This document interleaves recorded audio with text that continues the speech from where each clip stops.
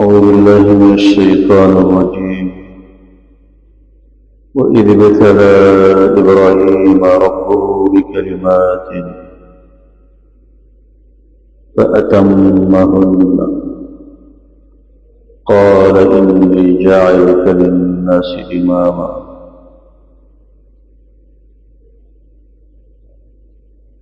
محترموا مؤمنون د انبیاء علیهم السلام واقعات چې په دې کې زموږ استاد لپاره ډېرې فائدې پرتې دي، ډېر خیرونه پکې دي. د انبیاءو دعوت نه خبرېږو، د هغوی د ژوند نه خبرېږو، د هغوی په مقابل کې چې څومره غټ خلک وو دوی مبارزه کړې ده، مقاومت یې کړی دی، صبر نه یې کار اخیستی دی. کله چې چا کې د انبیاءو خویونه، خاصیتونه، خصلتونه پیدا شي انسان در مخکې په دې ټول کې الله تعالی ابراهیم علیه السلام ته وایي کړ اني جاعلک للناس اماما، زه تا خلکو لپاره پیشوا ګرځوم. ابراهیم علیه السلام یې غوښتنه هم کوي ومن ذریه قال ومن ذریتي، زما اولاد نه هم دا جوړ کړه. الله ورته وایي چې لا ینال عهد الظالمین، امامت زما ظالمانو ته نه ورکول کېږي. د دین خدمت ظالم نه زه نه اخلم. هغه څوک چې دا د رب احسان وګڼي چې ته په جومات کې جمع ورکړې، دا امامت دی، د امامت صغرا و. ته یو شپږ ماشومان درس یې په ډېر خوشحاله شه، چاته واعظ کې، درس کې، تدریس کې، په دیني کارونو کې مصروف وي، دا د سعادت نه ډک ژوند دی. او همدا ژوند د انبیاءو دی. د انبیاءو د دعوت سلسله وګوره، همدا ژوند دی. د انبیاءو کار څه شي؟ دعوت. د ټولو انبیاء علیهم السلام کار دعوت. په دعوت کې تکلیف یې راتلل، نن به هم راځي، اولګه به راځي، تنده به راځي، قحطونه به راځي، دا ټول په انبیاءو راغلي. ابراهیم علیه السلام د دې دعوت د وجه نه ورته جوړ شو، د دې دعوت په وجه پلار مخالف نشو، د دې دعوت په وجه هجرت ونه کړ.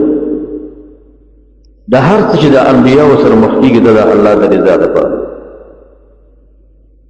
هماغه د خبیب اشعار دي چې فلست ابالي حين اقتل مسلما على اي شق كان لله مصرعي وذاك في ذات الاله وان يشاء على وصال شلوم وزان. وزه هیڅ پروا نه لرم چې زه مړ شم، فقط چې مسلمان مړ شم. خبیب چې کله اعدامېږي زه دا اشعار دا هر څه وایي د الله د رضا لپاره، که زما دا بدن شوټه کېږي د الله د رضا لپاره. نو د انبیاءو په قصو کې دلته ډېر عبرتونه دي. ابراهیم علیه السلام ته الله ویل زه تا نه امام جوړو. څنګه د انسان نه امام جوړوي؟ دا کوم 12 اسباب لري، خو دا اوس موږ نه څېړو دې خطبه کې چې انسان نه څنګه امامت مرتبې د انسان رسي. هر چا نه الله تعالی دا ستر خدمت نه لري. د دنیا خلک وګوره، د دنیا کې مصروف دي، دنیا کې مړه چې مړ شي څوک یې نه یادوي سبا راپرم. انبیا کله وفات دي، موږ یې نن هم یادوو. صحابه کرام کله وفات دي، نن هم یادوو. دغه نه وروسته د دین امامان دا ټول داسې دي لکه ژوندي موږ ته. د هغوی نومونه موږ د ژوندو نه هم ډېر یادوو. هغوی کار کړی دی. او دا دنیا یې داسې ګرځولې ده لکه یو کښتۍ، لکه نووي رحمه الله، امام نووي د ریاض الصالحین په مقدمه کې څه ابیات راوړي: ان لله عباد فطنا طلقوا الدنيا وخابوا الفتن نظروا فيها فلما علموا انها ليست لحي وطنا جعلوها لجة واتخذوا صالح الاعمال فيها سفنا. وان لله عباد فطنا، دا الله دپاره بندگان شته عقلمند. بندگانو کې عقلمند زیرک هم شته دی. ان لله عباد فطنا طلقوا الدنيا وخافوا الفتن، الدنيا د فتنو نه وېرېدل، دنیا پرېښودله. نظروا فيها فلما علموا، هر کله چې دنیا ته ولیدل او دا خلق د دنیا په حقیقت باندې پوه شو انها لیست لحي وطنا چې دا دنیا د ژوندي انسان د وطن نه دی جعلوها لجة دا دنیا ټوله د دریاب یو چپه وګرځوله واتخذوا صالح الاعمال فيها سفنا نیکیانې په دې کې دینه کشته جوړه کړه انبیاء علیهم السلام د دوی همتونه ډېر اوچتو د دوی زړه کې چې کومې ارادې وي دا ډېرې اوچتې وي انبیاءونه الله اوچت کارونه واغوستل عادیان سمودیان د هغوی کورونه د هغوی نقشې له هماغه شاته شته صالح علیه السلام قوم کې چې کوم کوی وږي خلکو به ترې اوبه څښل دا کوی اوس هم شته خلک ورځي مداین صالح چې ورته وایي د هغوی کورونه نقشې شته خو دا مشرکانو د هغوی کورونه ماشاءالله موجود دي کعب بن اشرف مشهور یهودي دا هغوی لا کورونه موجود دي ډېر مشهور خلک هغوی مړه دي کورونه اثار شته خو بې پیا دي د انبیاء علیهم السلام د هغوی ظاهرا کورونه نشته دي و د هغوی دعوتونه او د هغوی جهود دا موجود دي ډېر جهود د الله د رضا لپاره کړي ابراهیم علیه السلام دته الله تعالی ستا امامتي ورکړې ده دته امام الموحدین ویل کېږي دته ابو الانبیاء ویل کېږي د انبیاءو پلار د ده په اولاده کې درنه پیغمبران ډېر راغلي ځکه د ده زوی د اسحاق علیه السلام پیغمبر دی اسماعیل علیه السلام زوی د پیغمبر دی د اسماعیل علیه السلام زوی د یعقوب علیه السلام پیغمبر دی د یعقوب علیه السلام زوی د یوسف علیه السلام پیغمبر دی او لاندې سلسله کې نبی صلی الله علیه وسلم هم دې سلسله کې راغلی د ده په کورنۍ کې دنه ډېر نیکان خلک راغلي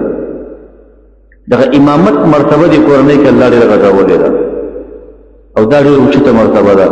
چې پلار هم پیغمبر او لاندې دوه زامن هم پیغمبر او لمسی هم پیغمبر د لمسی زوی په کړوسی هم پیغمبر دا فقط ابراهیمي خاندان دی چې یوسف علیه السلام پیغمبر پلار پیغمبر دغه پلار پیغمبر دغه پلار پیغمبر په دنیا کې خلک په نور شول فخر کوي خدا د انبیاء او سلسله او په یو فامیل کې او کورنۍ کې شراشي دا د پرستر سعادت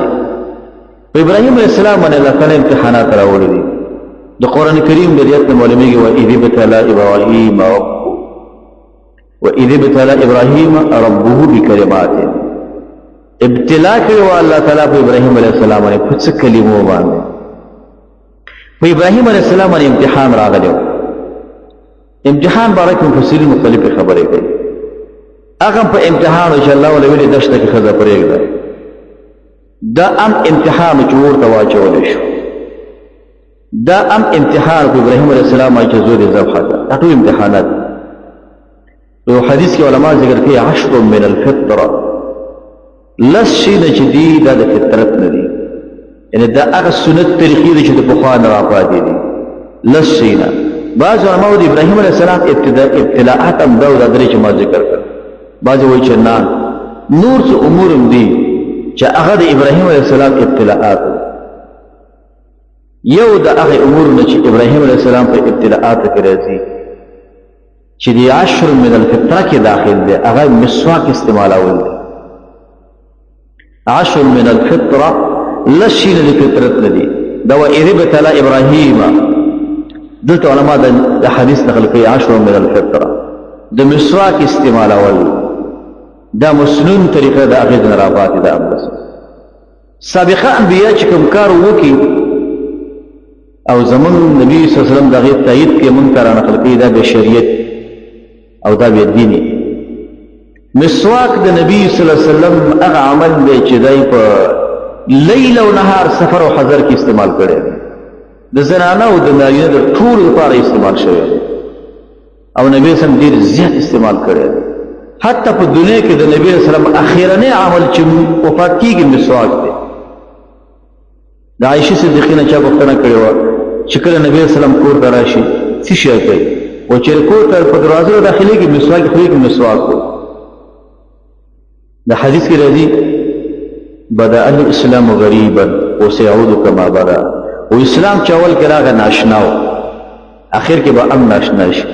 خصوص جمعه تراشي او مسواک استعمالي د جمعات د عام خلکو ته ناشنا ورته ګوري چې دا سره په جمعات کې ولې مسواک استعمالوي د خلکو فکر او ذهن دا چې دا مسواک فقط د اودس په حالت کې دی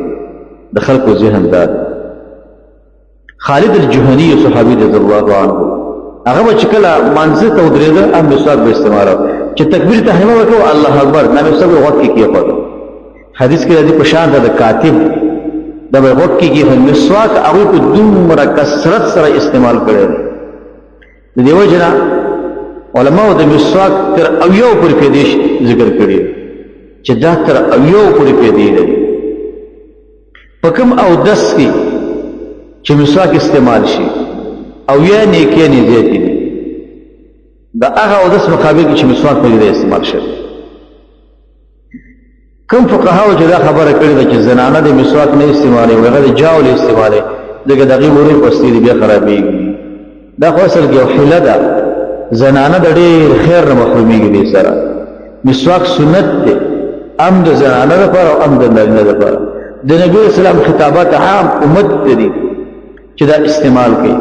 نو 10 من الفطره کې چې یو کې دا داخل دی د مسواک استعمال په کثرت سره انسان باندې استعمال کوي حتی نبی اسلام دومره مسواک استعمال کړی دی دوستونی ته نبی اسلام مسواک ور داخل کړي ستونی ته حدیث کې راځي چې نبی اسلام وسه او حدیث کې د الفاظ ته د نبی اسلام هر عمل چې وګوري په کثرت سره کړی دی هر عمل چې ګوري ته لکه امدا عمل به کړی بل به نه کړی عجیب ده نبی اسلام هر شپه تبارک الذی لوستي الف لام سجده لوستي اخر د بقره لوستي اخري درې سورتونه لوستلې دي کافرون لوستلې دي د خوب اسکار ټول ویلې دي هر شپه دا اسکار ما ته ډیر ښکاره کیږي دا دومره کارونه به څنګه کوله اصل کې نبی اسلام څنګه بیزه مشغولتیا نه و زما اوسه بیزه مشغولتیا ډیره ده بیزه مشغولتیا ډیر دي او دا هغه هر کار چې د کار په چلیری ساتونو کې چې کم مصروفیت وته د خیر والو زمونږ د نبی صلی الله علیه وسلم په خپل ټول ژوندۍ کې دي یو خبر د مزاح نه ده دا هغه د ژوند ډیر برابر د ژوند خو مدیریت هغه سره موجود اما نجبت د ژوند چې اداره خسته منظم برابر او ځکه به د هر عمل په خسته شکل باندې شوی د نبی اسلام په طریقو کې یو د مسواک استعمال دی کله چې چا سره مسواک نه به خپل ګوتم استعمالولای شي د خلی کریم هم استعمالولای شي او د خلی کریم باره کې تحقیق کوي چې دا کریم څنګه جوړ دي ځکه ډېر کله چې دا کریم د خریش ولونه جوړیږي دا اوس موجوده کله کله په دې صابون کې به د شیر کې د خنزیر وازه چول کیږي دې ته متوجه کیږي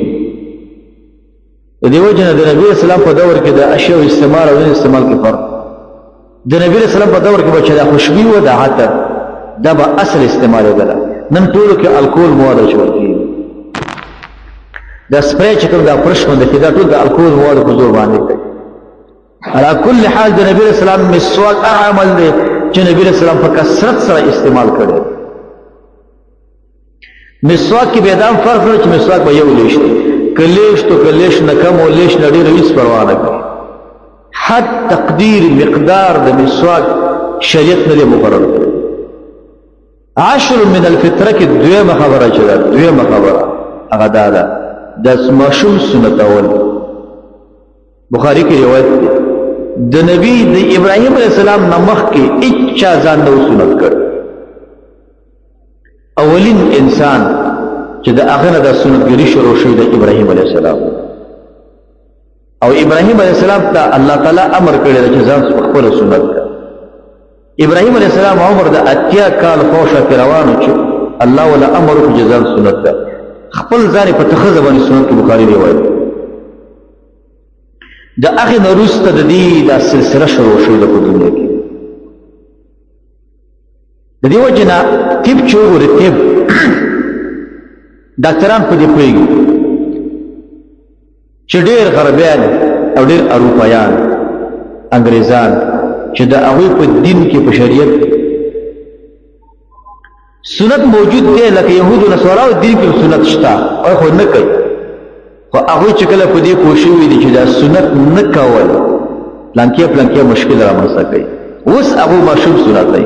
خپل ځان په خپل سنت دی اندوان سکان دوی په دې قایل شوی دي چې دې سنت کې ډیره پیدا ده او دې کې طبي فایده ده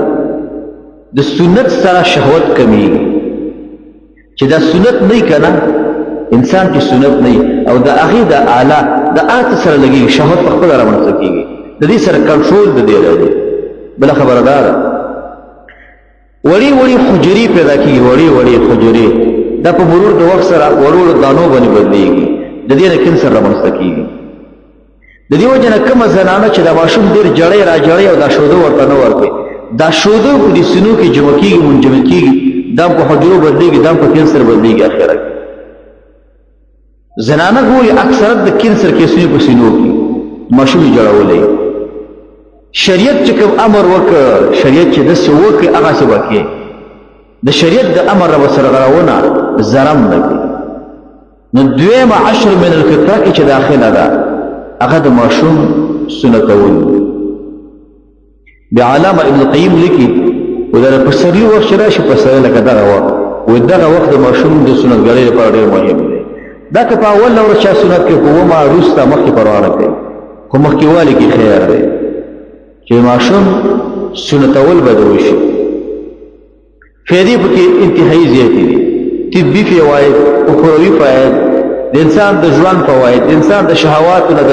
حفاظت لپاره ډېر فواید په دې کې موجود دي دریم 10 من الفطر کې چې بریتونه کمول بریتونه کمول کې دومره اختلاف موجود دی د علماو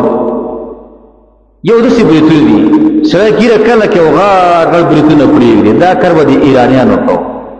بریتونه غړ لکه د پنجاب او د سین خلک چې وګوري لوی بریتونه پرېږدي او ګیرې کلی او پګړې والي او بادي ټوپک سره کله مرغۍ ولي او کله انسانان ولي هغه شکل نه سنت طریقه بریتونه کې دا ده چې دا بریتونه په دې بیخ کې خنچي باندې کم کې دل احفاء احاديث احفظ الشوارب بیخ کی بریتونه کمول دا سنتو کشتا او باز علماء وایم دا غوره طریقه امداد دیمه طریقه بریتونه کې بلم شته هغه دا چې بریتونه دغه حصہ کمول چې دا کوم په دې شونډې باندې را اوړي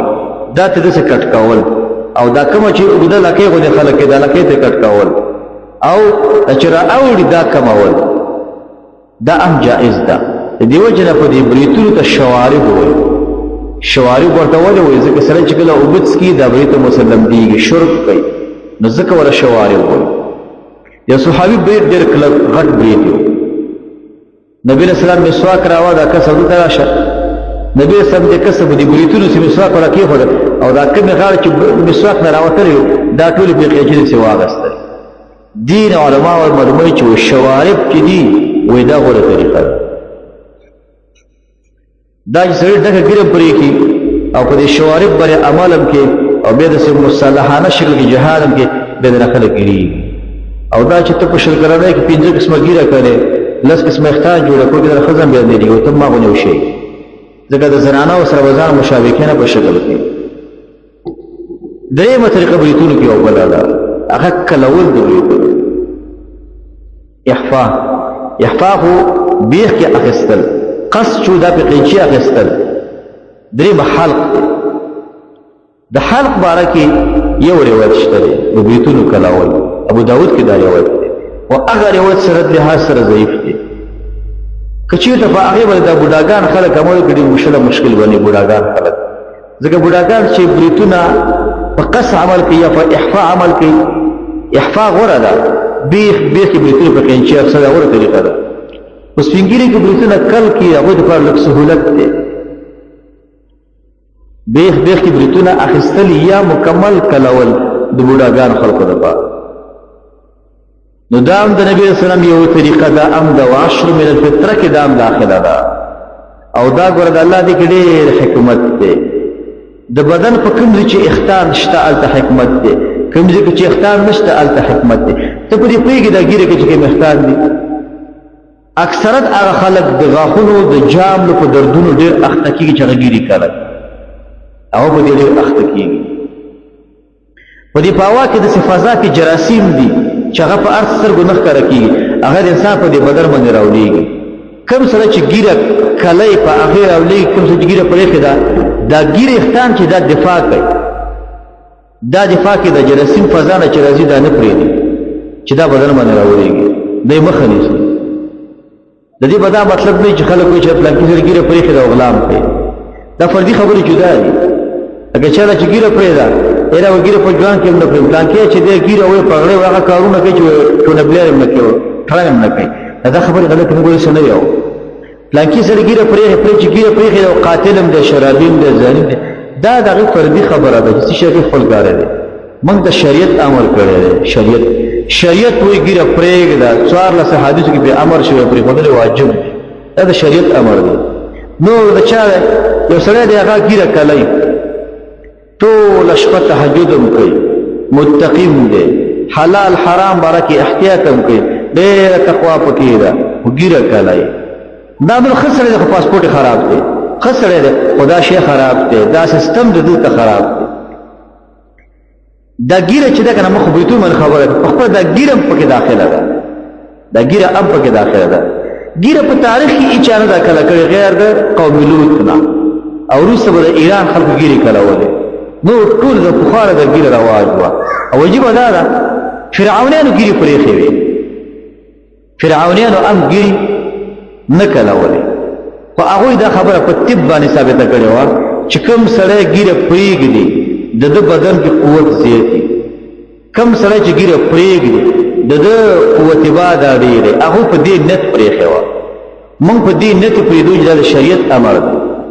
دی، دا د شریعت امر دی. بیا په تېر تاریخ کې داسې خلک تېر شوي دي، داسې خلک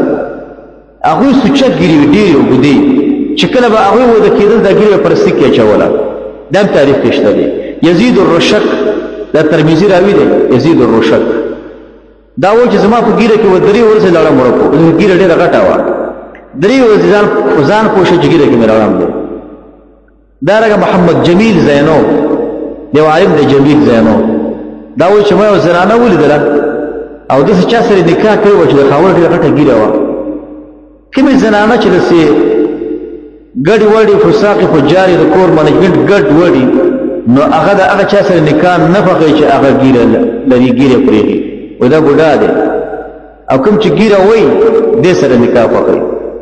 نو جمیل زینو وایي چې ما د هغه پوښتنه وکړه د زنانه نه چې تا څنګه د ګیرې والا سره واده کړی دی؟ وغیره دا ویل چې انما تزوجت رجلا لا امرأه، ما واده نارینه سره کړی دی، ما د زنانه سره نکاح نه ده کړې. نو 10 من الفطره کې بریتونه پکې داخل دي، ګیره پکې داخل ده، مسواک پکې داخل دی، دارنګه نطف الابط چې ورته وایي، نطف الابط دا هم پکې داخل دی.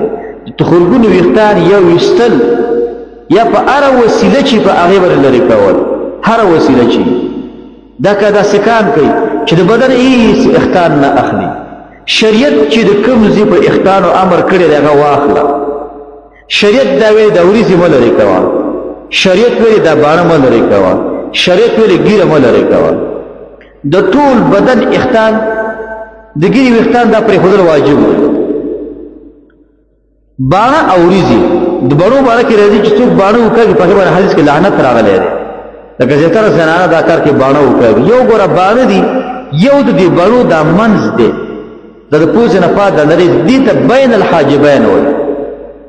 د دې ځای د اختان او په باره کې شریعت څه نه دي ویلي. که څوک دغه اختان واخلي دا منځ کې مشکل نشته، خو د وریځو اختان کمول، جوړول، سیده کول دا د 10 من الفطره نه خلاف دی، دې کې به تصرف نه کوي.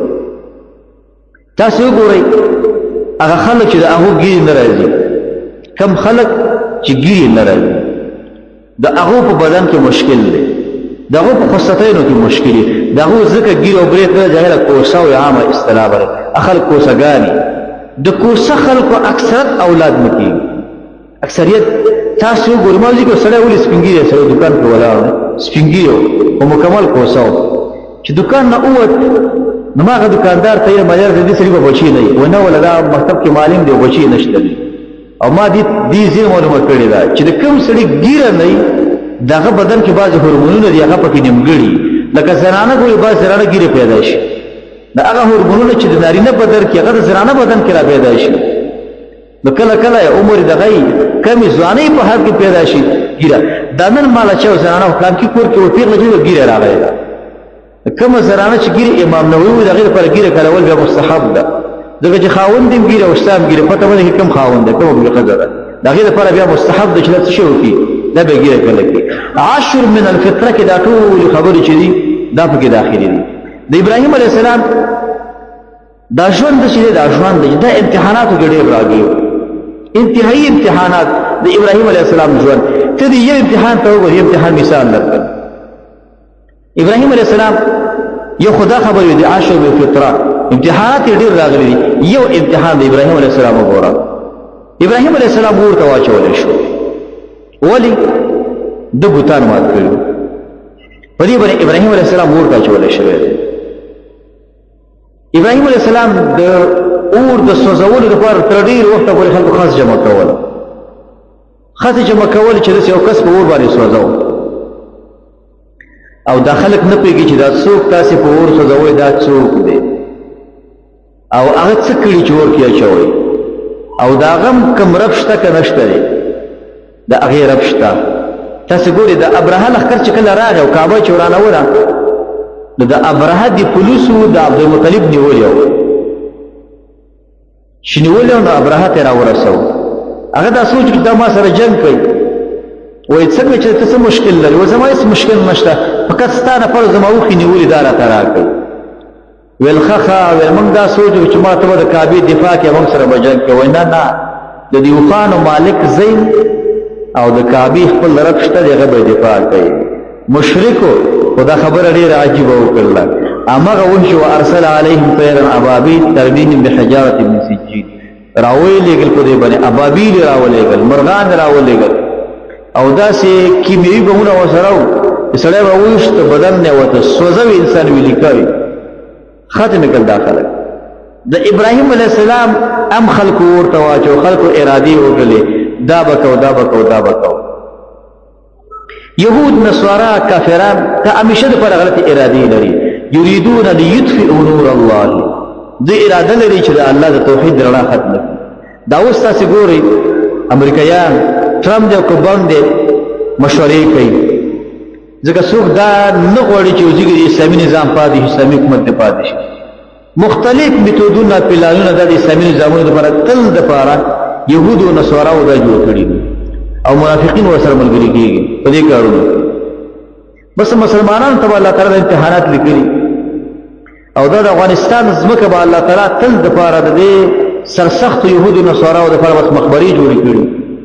دلته به راځي مخبره شل کله به دمه کېږي بیا به بله ډله راځي بیا به د هغو مخبرې بیا بله ډله د هغو مخبرې په دا به د خلکو لپاره مخبره ده وطن تقدیر کې الله لیکلي چې افغانستان داسې یو هېواد دی چې دا د چنګیز نه ونیسو د چنګیز او د انګریز نه د هغه ناټو ماټو ټولو د پراټونه د ټولو لپاره دا څه شی شوله د همیشه لپاره ادبي مقبرې جوړېدلې د ابراهیم علیه السلام لپاره پلان جوړ شو اور ته واچول شو حتی د کومه زنانه چې هغه به حمل و هغه به دا خبره کوله که زما زوی پیدا شي ماشوم پیدا شي زه به د ابراهیم د سوځولو لپاره دومره خس ورکړم مشرکانو دا خلک په دې نه پوهېدل چې د ابراهیم دپاره یو رب شته دی یو رب شته هغه یې ساتنه کوي هغه رب به حفاظت کوي ابراهیم علیه السلام الله یې حفاظت کوي الله تعالی ساتونکی دی خو د خلکو ارادې چې ارادې ډېرې بدلې وي د خلکو ارادې بدلې وي د ابراهیم د رب ارادې جدا وي تل دپاره خلکو د انبیاء د وجود ارادې هم کړي الله تعالی دفاع کړي د نبی علیه السلام د وجود ارادې خلکو کړي دي د مکې مشرکانو بار بار اراده کړې ده په طائف کې امتحان پیدا غی په احد کې د قتل اراده وشوله په حرم مکې کې بار بار د نبی صلی الله علیه وسلم د قتل ارادې شوې دي ابو جهل څو ځل د قتل اراده کړې ده کله چې نبی صلی الله علیه وسلم هجرت کوي 15 سفر د کور دروازه کې ولر د قتل اراده کړې ده په پارلمان کې دغه لپاره درنده کې مجلس شوی رسول الله د قتل خو الله تعالی څه کوي الله تعالی حفاظت او الله تعالی دفاع کوي د دې وجنه زما استاد د وجلو ارادي او زما استاد د وجلو د پته د ارچا په جب کې پراته ده د هر چا سره ارادي شته او چې کله ته د سار منځ کې په جمع حدیث کې راځي من صلى الصبح فهو في ذمه الله چا چې د سار منځ کې د الله په حفاظت شو بس نور بیغمه وسی د کور چې کله وځي د کور د وتر دعا ولا بسم الله توکلت على الله لا حول ولا قوه الا بالله بس حفاظت الله او کلم چې د کور وځي کلم او دس کوا او دوه رکعاته مستوا بیا د کور وځي د دعا ولا ځکه حدیث کې راځي سی جامع صغیر کې دا حدیث دی اذا خرجت من منزلك فصل ركعتين کلم چې کور وځي دوه رکعاته مونږه او واجب دا ده چې کله کور ته ځي بیا دوه رکعاته مونږه دا هغه سنن مفقوده چې خلک نه کوي عوام خلک نه کوي د څه په صبر او حلم سره ځان تیروي